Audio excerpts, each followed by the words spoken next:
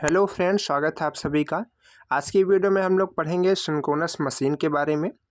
उससे पहले वीडियो को लाइक कर दीजिए और चैनल को भी सब्सक्राइब कर दीजिए।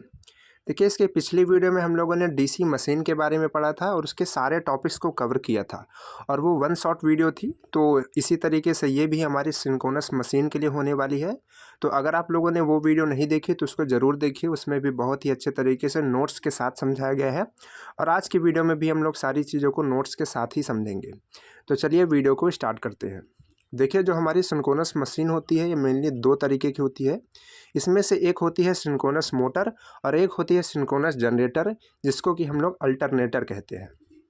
तो हमको जो हमारा सिंक्रोनस मोटर है उसमें हम लोगों को सबसे पहले इसका कंस्ट्रक्शन पढ़ना है, देन हम लोगों को इसकी वर्किंग प्रिंसिपल पढ़नी है, फिर इसका वर्किंग पढ़ना है और इसका एप्लीकेशंस पढ़ना है।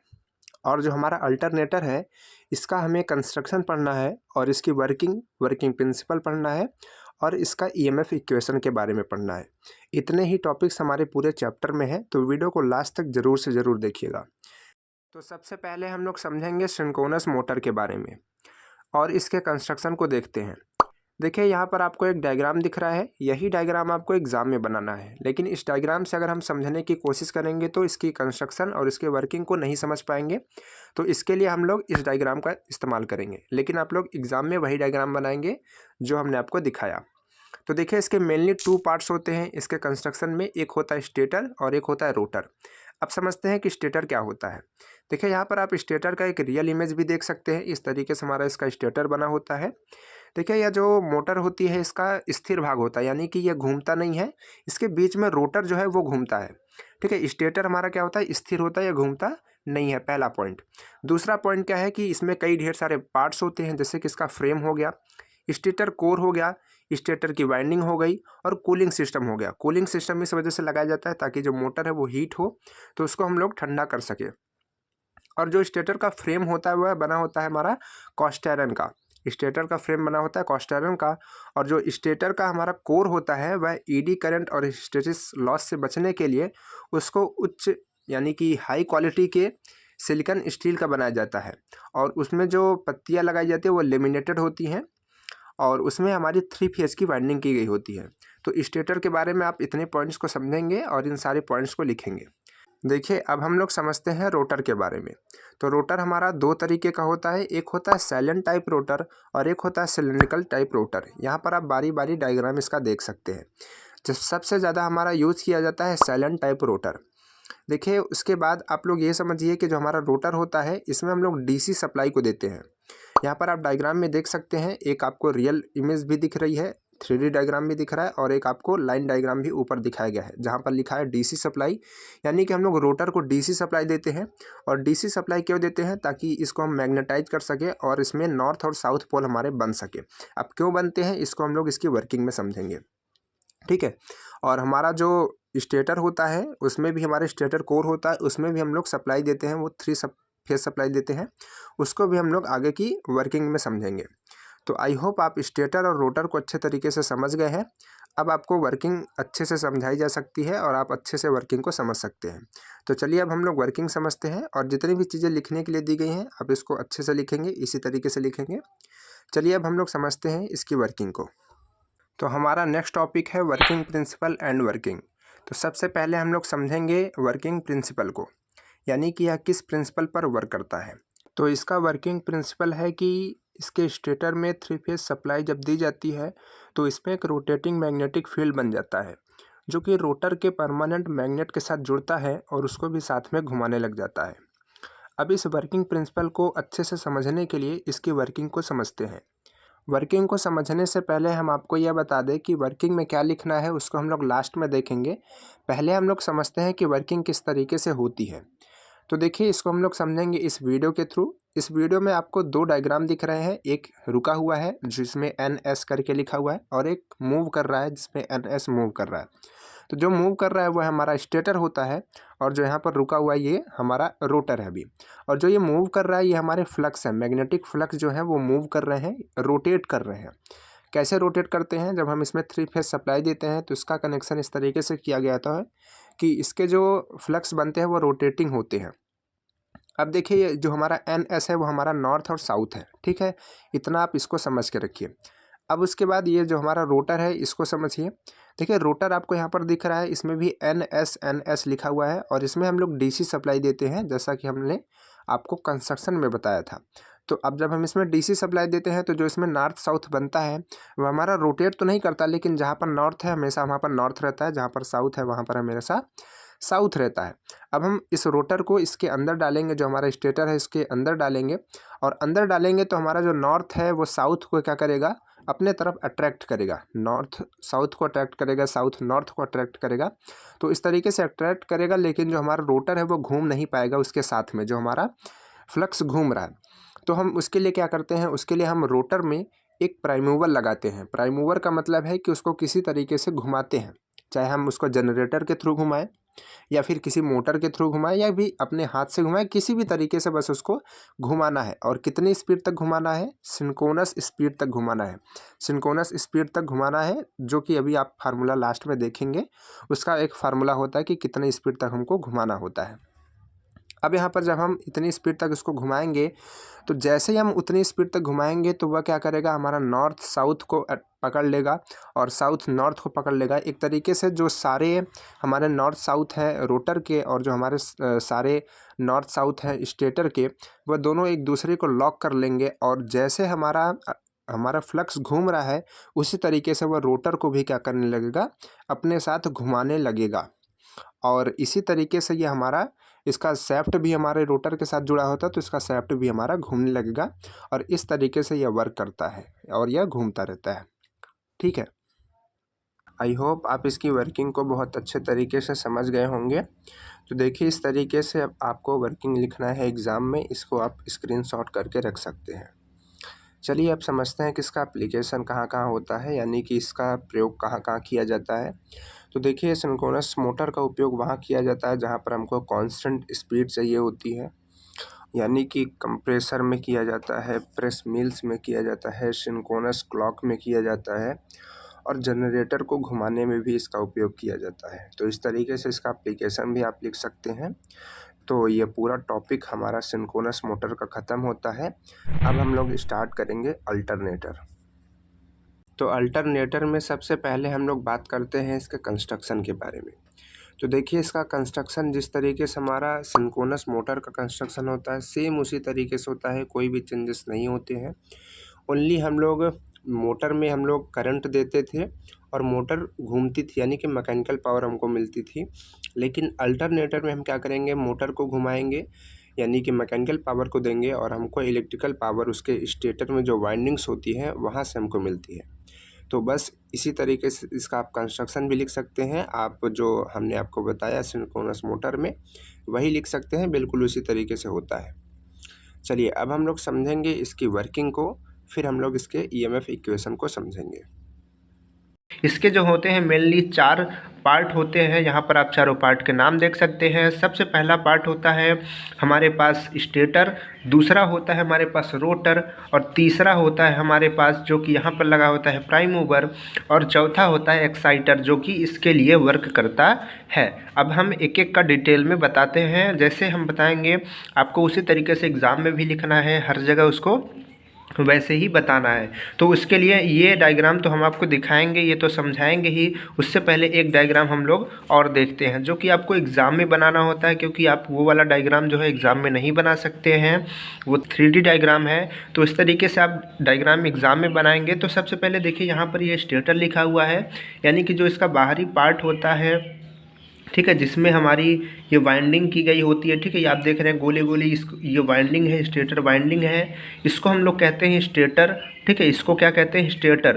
तो स्टेटर जो होता है वो हमारी मोटर का स्थिर भाग होता है, यानी कि रुका हुआ भाग होता है, और इसमें हमारी जो होती है स्टेटर वाइंडिंग की गई होती है। अब आपको हम इसका व्यू दिखाते हैं। देखिए आप यहाँ पर ये येलो येलो कलर का देख रहे हैं और यहाँ पर आप देख रहे हैं जैसे कि कॉपर का कोई वायर हो जो लपेटा गया हो। तो यही हमारा जो आपको पूरा मूव करता हुआ नहीं दिख रहा है, यही जो हमारा है पूरा ये स्टेटर है। ठीक है, अगर आपने पिछली वीडियोस देखी होंगी तो आप स्टेटर बहुत अच्छे से समझ जाएंगे, तुरंत आपको बताने की इतनी ज़रूरत नहीं होगी। उसके बाद आता है हमारे पास स्टेटर के बाद आता है रोटर। ये हमारा क्या है, रोटर है। रोटर क्या काम करता है? रोटर हमारा, आप रोटर से ही पता लगा सकते हैं कि ये रोटेटिंग का काम करता होगा। तो ये रोटेटिंग का काम करता है, रोटेट करता है। इसमें भी वाइंडिंग की गई होती है, उसको हम लोग क्या कहते हैं? फील्ड वाइंडिंग कहते हैं। नाम याद रखिएगा, ये स्टेटर वाइंडिंग होती है, ये हमारी फील्ड वाइंडिंग होती है। ठीक है, ये हमारी क्या होती है? फील्ड वाइंडिंग होती है। उसके बाद हमारे पास आता है प्राइम मूवर। प्राइम मूवर का काम करता है, प्राइम मूवर हमारा जो हमारा रोटर है उसके शैफ्ट के साथ, देखिए उसके शैफ्ट के साथ हमारा ये जुड़ा हुआ होता है। आपको इधर ये इधर की तरफ दिख रहा है, लेकिन ये इधर नहीं होता, ये सामने होता है, 3D में आपको दिख नहीं सकता। तो ये हमारा होता है प्राइम मूवर, इसके शैफ्ट के साथ जुड़ा होता है, जो कि हमारे रोटर को क्या करता है? रोटेट करवाता है। देखिए आपको एरो दिख रही है, ठीक है, रोटर को क्या करवाता है? रोटेट करवाता है। और आप यहाँ पर ध्यान रखेंगे कि जो हमारा रोटर है वो कोई परमानेंट मैग्नेट नहीं होता है, यहाँ पर इलेक्ट्रोमैग्नेट होता है। तो यहाँ पर एक वाइंडिंग की गई होती है जिसको हम लोग डीसी सप्लाई देते हैं, डीसी सप्लाई देते हैं, और जो हमारा रोटर है वो मैग्नेट के जैसे कार्य करने लगता है। और जिस चीज़ से हम डीसी सप्लाई देते हैं, जिस भी चीज़ से हम डीसी सप्लाई देते हैं उसको हम लोग कहते हैं एक्साइटर, जो कि यहाँ पर बना हुआ नहीं है। ठीक है, यहाँ पर वो बना हुआ नहीं है, तो उसको हम लोग क्या कहते हैं? एक्साइटर कहते हैं। एक्साइटर क्या करता है? इसको डीसी सप्लाई देता है ताकि ये एक मैग्नेट के जैसा बन जाए। और यहाँ पर एक चीज़ आप छूट रही थी, यहाँ पर जो हमारा स्टेटर है उसमें 3 फेज़ की सप्लाई जो है यहाँ से बाहर निकलती है, यानी कि 3 फेज़ की यहाँ पर वाइंडिंग की गई होती है। ठीक है, 3 फेज़ की वाइंडिंग की गई होती है। अब हम लोग समझते हैं इसके वर्किंग को। तो देखिए ये किस तरीके से वर्क करता है, हमने सारे नाम बता दिए आपको। ये हमारा स्टेटर होता है, ये हमारा रोटर होता है, यहाँ पर हमारा प्राइम मूवर लगा होता है, और इसको करंट देने के लिए, डीसी करंट देने के लिए हमारा एक्साइटर लगा होता है। अब ध्यान से समझिए इसको किस तरीके से स्टार्ट करेंगे और इसको हम किस तरीके से बिजली यहाँ से निकालेंगे। तो सबसे पहले हम क्या करते हैं? एक्साइटर को ऑन करते हैं, और जैसे ही हम एक्साइटर को ऑन करेंगे हमारा जो भी ये आपको रोटर दिख रहा है, रोटर में जो भी वाइंडिंग की गई है जिसको हम लोग फील्ड वाइंडिंग कहते हैं, वो हमारा मैग्नेटाइज हो जाएगी। और इस तरीके से जो नॉर्थ साउथ आपको यहाँ पर NS दिख रहा है, वो हमारी जो है फ्लक्स जो है वो बन जाएगा। उसके बाद हम क्या करेंगे? उसके बाद हम इसको जो हमारा प्राइम मूवर है उससे हम क्या करेंगे? इसको रोटेट कराना स्टार्ट करेंगे। प्राइम मूवर में हम लोग अपना कभी कभी जो है टरबाइन का इस्तेमाल करते हैं, और ज़्यादातर हम लोग जनरेटर का इस्तेमाल करते हैं। तो इसको प्राइम मूवर के थ्रू घुमाएंगे, और जब इसको हम घुमाएंगे तो जो इसकी ये मैग्नेटिक फ्लक्स हैं वो हमारे जो भी रोटर में हमारी कॉइल की गई है, जो भी हमारी वाइंडिंग की गई है उसको कट करेगा। और उसको जब भी कट करेगा तो उसमें क्या होगा? हमारा इलेक्ट्रिक जो है वो जनरेट होगा। किस प्रिंसिपल से जनरेट करेगा? उस प्रिंसिपल का नाम है इलेक्ट्रोमैग्नेटिक इंडक्शन। ठीक है, फैराडे का हमारा ये नियम है इलेक्ट्रोमैग्नेटिक इंडक्शन। तो उसी तरीके से इसमें भी जो है हमारी करंट जनरेट होने लगती है, और यहाँ से हम उसको फर्दर सप्लाई करते हैं। तो इस तरीके से हमारी इसकी पूरी वर्किंग होती है, और इसी तरीके से हमारा जो है ये अल्टरनेटर काम करता है। आई होप आप अल्टरनेटर की वर्किंग को बहुत अच्छे तरीके से समझ गए होंगे और इसके कंस्ट्रक्शन को भी समझ गए होंगे। चलिए अब जो कि एग्ज़ाम में बहुत ही इम्पोर्टेंट है, एग्ज़ाम में पूछा भी जाता है, इसका EMF इक्वेशन, उसके बारे में पढ़ते हैं। देखिए जो अल्टरनेटर का EMF होता है वह इसके आर्मेचर में लगे वाइंडिंग में निकलता है, यानी कि इसके वाइंडिंग में EMF जो जनरेट होता है उसी को हम लोग कहते हैं अल्टरनेटर का EMF। तो इसको निकालने के लिए हमको पहले कुछ बेसिक टर्म है उनको जानना ज़रूरी है, जो कि यहाँ पर हमने लिखे हुए हैं। तो पहले इनको समझेंगे, फिर हम इसके डेरिवेशन को अच्छे से करेंगे। सबसे पहले देखिए आपको इसी तरीके से एग्ज़ाम में भी करना है। देखिए यहाँ पर ZP क्या है? ZP जो हमारा होता है वह है number of conductor connected in series पर फेज। इसका मतलब है कि जो हमारे एक फेज, यहाँ पर देखिए पर फेज की बात हो रही है, पर फेज में हमारे कितने कंडक्टर जो है वो सीरीज में कनेक्टेड है, उसको हम लोग ZP से रिप्रेजेंट करते हैं। उसके बाद है टर्न्स पर फेज। टर्न पर फेज को हम लोग TP से लिखते हैं।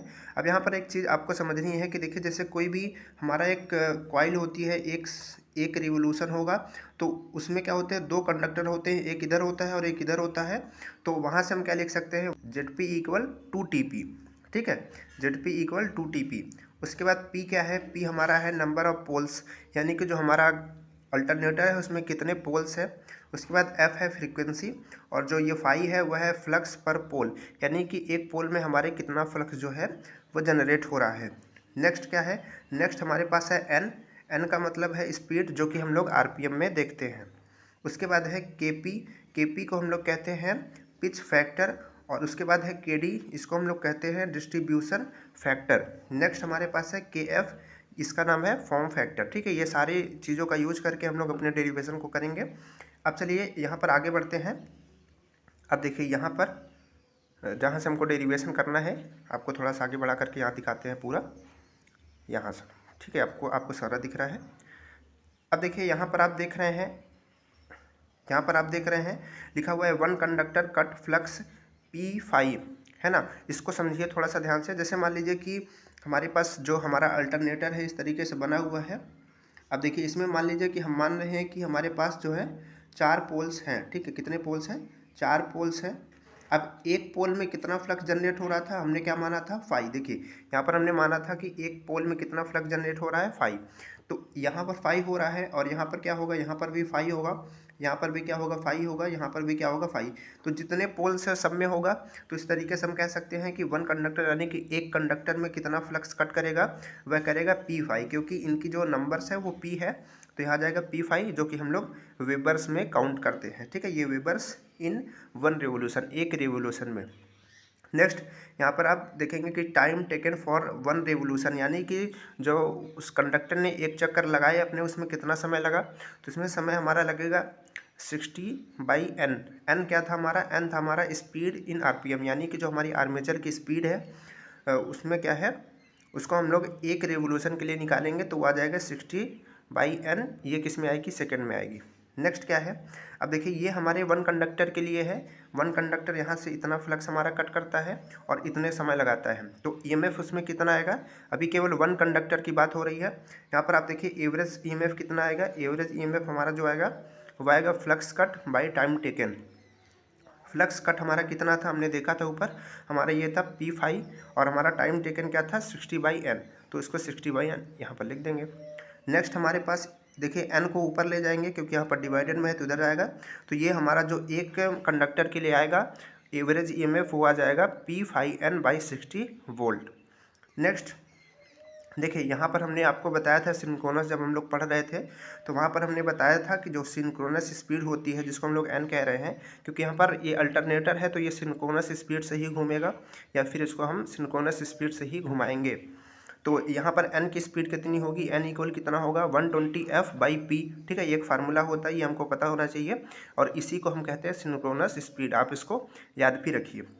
उसके बाद फिर देखिए यहाँ पर n की वैल्यू रख देंगे, तो एवरेज ईएमएफ पर कंडक्टर हमारा क्या आ जाएगा? जो यहाँ पर फार्मूला आपका आया था, बस उसी में हमने क्या किया, n की वैल्यू रख दी। और यहाँ से देखिए ये 60 से ये कट जाएगा, तो यहाँ पर 2 आ जाएगा, और ये p से p कट जाएगा तो p खत्म हो जाएगा, 5 बचेगा और f बचेगा, तो 2/5f आ जाएगा। ठीक है, अब देखिए ये तो हमारा क्या था? एवरेज ईएमएफ पर कंडक्टर, यानी कि एक कंडक्टर में था। अब हमको क्या निकालेंगे? अब हमको निकालना है एवरेज ईएमएफ पर फेज, यानी कि एक फेज में हमारा जो है कितना ईएमएफ जो है जनरेट हो रहा है। तो उसके लिए देखिए यहाँ पर हमने देखा था कि जो हमारा ये एक कंडक्टर के लिए है, और टोटल कितने हैं? टोटल हमारे पास थे 2TP। अभी हमने ऊपर देखा था, उस फार्मूले को भी आप याद रखिए। तो यहाँ पर हम 2TP से मल्टीप्लाई करेंगे, यानी कि Z से मल्टीप्लाई करेंगे, ZP से। ठीक है, ZP की वैल्यू क्या थी? 2TP थी। हम लोगों ने यहाँ ऊपर देखी थी, फिर से देख लीजिए आप, यहाँ पर हमने ये देखी थी। फिर इसके बाद आते हैं यहाँ पर, देखिए यहाँ पर हमने रख दिया 2TP। अब इसको सॉल्व करेंगे तो यहाँ पर आ जाएगा 4/5FTP। ठीक, अब देखिए हमको पता है, ये भी आपको फार्मूला पता होना चाहिए कि क्योंकि देखिए जब भी हम किसी भी ईएमएफ इक्वेशन को निकालते हैं, यानी चाहे वो अल्टरनेटर का हो या फिर किसी मोटर का हो, तो हम आरएमएस वैल्यू के फॉर्म में निकालते हैं, आरएमएस वैल्यू के रूप में निकालते हैं। तो आरएमएस वैल्यू के रूप में भी यहाँ निकालेंगे, तो आरएमएस वैल्यू के बराबर क्या होता है? Average value multiply form factor. ये हमारा एक फार्मूला होता है जिसको आपको याद रखना है। तो अब देखिए एवरेज वैल्यू हमारी क्या आई थी? ये थी हमारी एवरेज वैल्यू।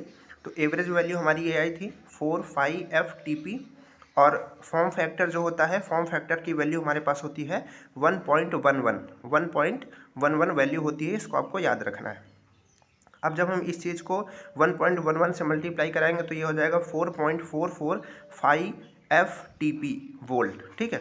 अब इसके बाद देखिए, अब ये तो आ गया हमारा RMS वैल्यू, लेकिन अगर हमको नेट EMF पर फेज निकालना है तो उसमें हम लोग जो अभी हमने देखा था कुछ हमारे फैक्टर्स थे, जैसे कि हम लोगों ने देखा था यहाँ पर ये KP था, KP जिसको हम लोग पीक फैक्टर बोल रहे थे, पिच फैक्टर, और एक था हमारा डिस्ट्रीब्यूटिंग फैक्टर, ठीक है, ये KD।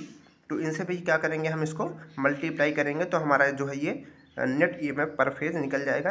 इसी तरीके से आप इसका डेरिवेशन कर सकते हैं, यहीं तक आप अच्छे से डेरिवेशन करेंगे आपका ये खत्म हो जाएगा। तो इसको आप अच्छे से देख लीजिए, अच्छे से समझ लीजिए किस तरीके से आपका डेरिवेशन ये करना है। इस तरीके से आप इसको आराम से लिख सकते हैं और एग्ज़ाम में अच्छा स्कोर कर सकते हैं। आई होप आप सिंक्रोनस मोटर के दोनों टॉपिक्स को बहुत अच्छे तरीके से समझ गए होंगे।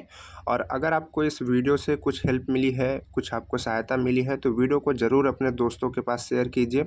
आप ही लोगों के लिए ये सारी वीडियोस बनाई जाती है, मेहनत की जाती है, तो सपोर्ट ज़रूर दिखाएं, चैनल को सब्सक्राइब करें और वीडियो को लाइक करें। चलिए मिलते हैं फिर नेक्स्ट वीडियो में। Bye bye.